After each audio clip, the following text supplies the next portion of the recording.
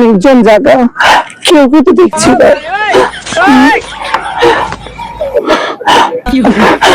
কি দেখলি তুই আমাকে? What is this?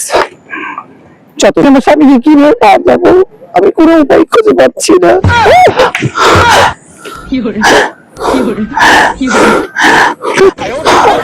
কে আপনি?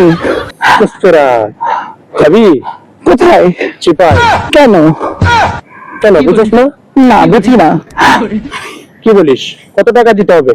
এই হারামজাদা, সবাই যে তার ভূতের সামগ্রী মনে করে। কি মনে করিস তারা হিজড়ারা তো এইগুলাই করিস? সব মেয়েরা তোদের মতো না। অবশ্যই। আজকে তোকে আমি বুঝিয়ে দেবো যে আমরা হিজড়া সবসময় ইজ্জত বিক্রি করি না। কি করবি? তোদেরকে শিক্ষা দিই আমরা।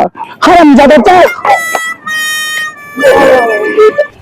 দাদা, জীবনে শিক্ষা দিলাম তোরে, যা এখান থেকে যা।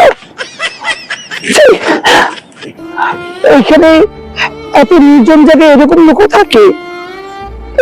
শুধু শুধু আমি অসুস্থ মনে অনেক কষ্টে কোথায় যাবো না যাবো চিন্তা করে এই পার্কটাতে নিয়ে একটু শান্তি খুঁজেছিলাম।